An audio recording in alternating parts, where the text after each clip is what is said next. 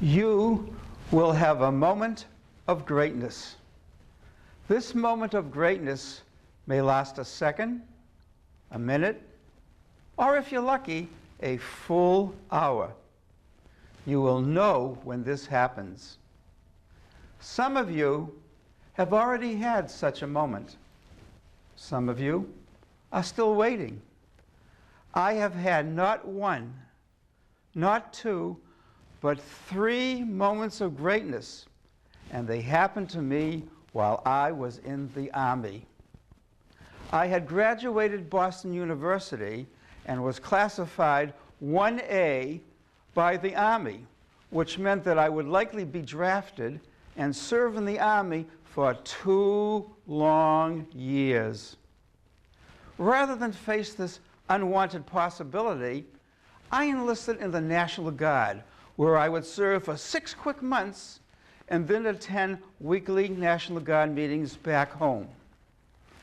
I had my 2 months basic training at Fort Dix, New Jersey, the hellhole of the East.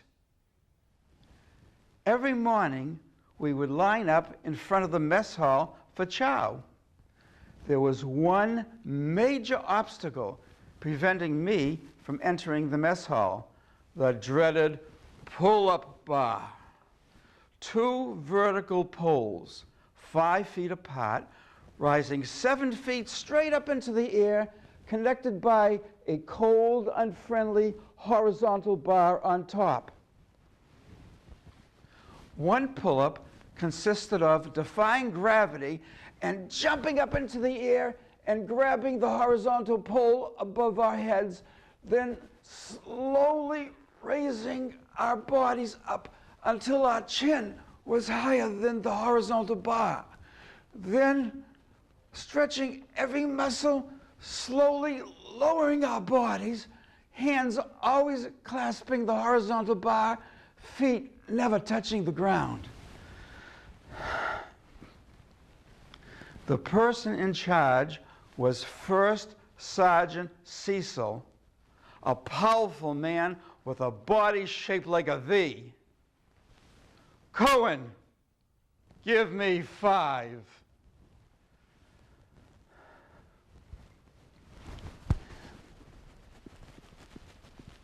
I did my first pull-up.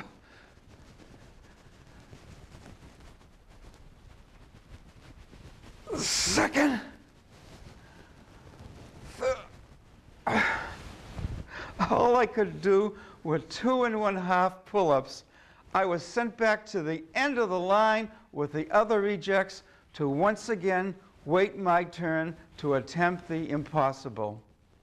Finally, with only 10 minutes left, we were shoveled into the mess hall and shoveled down our food.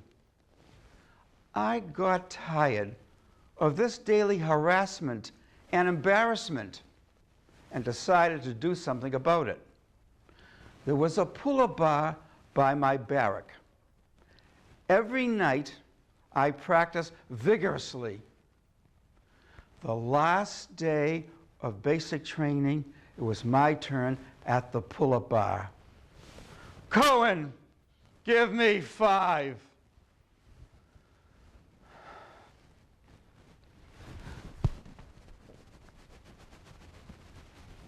One.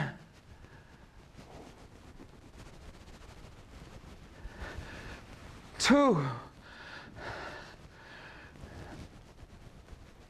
3. I broke my record.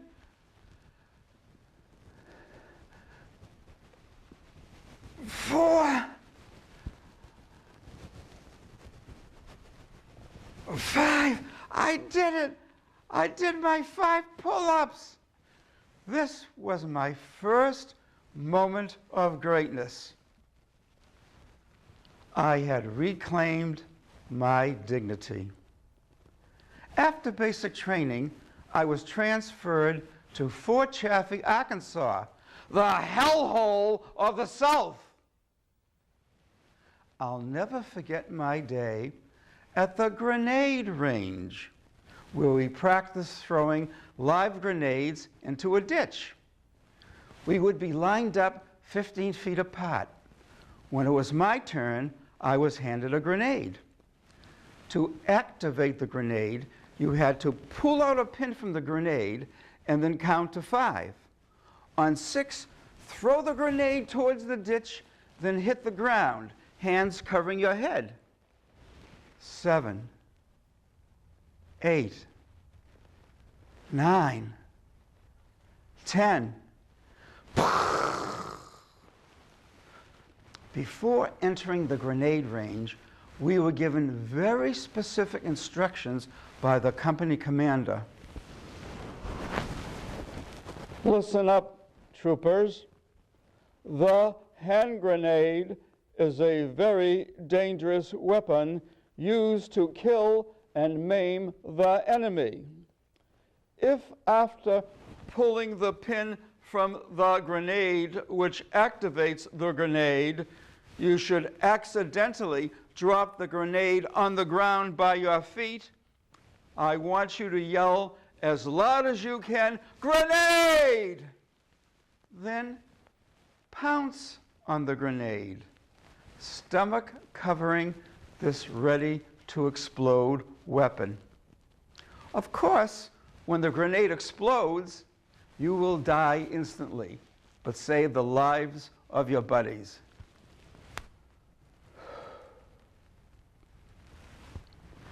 It was my turn at the grenade range.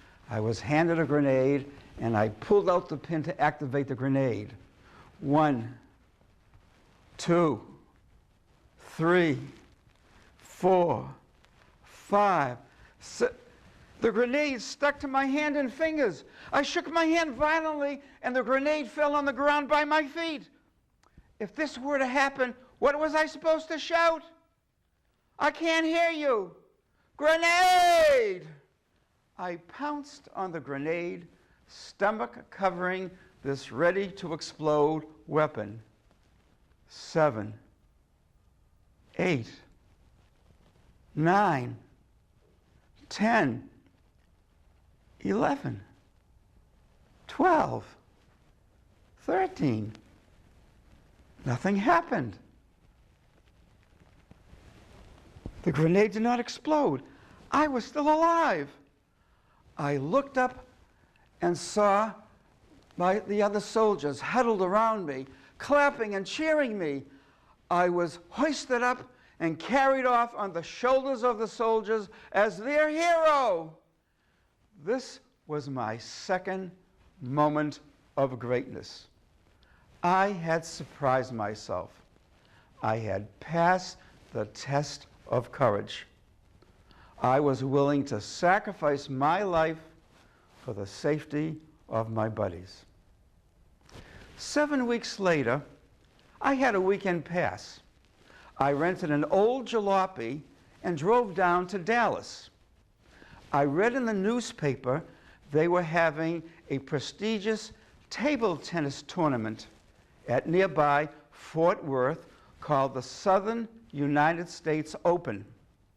The best players in the country participated in this tournament. I had been a pretty good player back home and entered the tournament. I won my first match. I won my second match. I was playing very well. I was in the best shape of my life. I could do 5 pull-ups. I won my quarterfinal match, my semifinal match, and I was in the finals of the Southern United States Open. The name of my opponent was Surasak. He had been one of the great players from China and was attending college at the University of Texas. David, you don't have a chance. This is what my peers told me repeatedly. You don't have a chance. Have you ever been told you don't have a chance? What did you do about it? How did you react? You don't have a chance. These words motivated me and gave me what I needed and wanted, Suddenly, my backhand and forehand were singing. I played at a level that I was never able to duplicate, and I won. It is customary after a table tennis match for the two players to shake hands. Surasak approached me with daggers in his eyes. I didn't know whether he was going to kill me or kiss me. He looked into my face and said, "You move fast for a fat boy." Ladies and gentlemen, get ready for your next moment of greatness. Mr. Contest Master. David, a powerful, riveting presentation. Thank you, Victor.